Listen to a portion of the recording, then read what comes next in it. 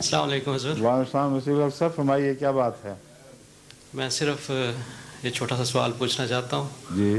یہ کہ حضور حضرت مسیح موعود علیہ الصلوۃ والسلام کی جو منظوم کلام ہے، اس طرح ان کی تحریرات ہیں، جی. اس میں بہت سے مشکل الفاظ ہیں جن کا صحیح تلفظ جاننے کے لیے ٹھیک ہے. کیا اس سلسلے میں کوئی کام ایسا ہو رہا ہے جو ہاں ایک تو ہو رہا ہے کراچی کی لجنہ میں، دور سمین کے اوپر انہوں نے بڑی محنت کی ہے. احمد الباری ناصر ہیں جو ان کاموں سے خاص شغف رکھتے ہیں اور ان کو ادبی ذوق شوق بھی، آپ ان کی نظمیں بھی پڑھتے ہوں گے کبھی کبھی اخباروں میں. تو لجنہ معاملہ کراچی نے ان کے سپرد کیا ہوا ہے اور انہوں نے دور سمین کا کام مکمل کر لیا ہے. تمام مشکل الفاظ کی ساتھ کہ انہوں نے گلوسری جس کو انگریزی میں کہتے ہیں، اس کو کیا کہتے ہیں اردو میں؟ ڈکشنری تو نہیں کہتے جو آخر پر فہرست ہوتی ہے؟ زمیمہ؟ نہیں. ہاں فرہنگ لکھا ہوتا ہے اس کے اوپر. ٹھیک ہے.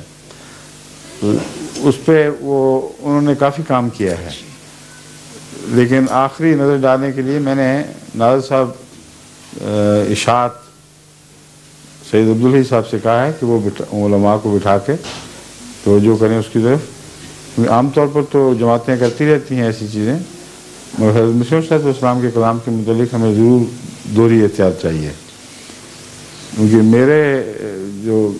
میرا جو کلام چھپا ہے اس میں بھی لجنہ کراچی نے ہی بہت محنت کی تھی، لیکن اس سے زیادہ محنت مجھے بھی کرنی پڑی تھی، کیونکہ میں اور پرائر سیکرٹری صاحب بیٹھ کے جب دیکھتے تھے تو پتہ چلتا تھا کہ بہت سی باتوں میں ان کے اور ہمارے ترجمے میں فرق پڑ جاتا تھا. تو اب ہم اس تجربے سے فائدہ اٹھاتے ہوئے میں سمجھتا ہوں کہ ہمیں حضرت مسیح موعود علیہ السلام کے تراجم کے متعلق بہت احتیاط کی ضرورت ہے. سمجھ گئے آپ؟ جی.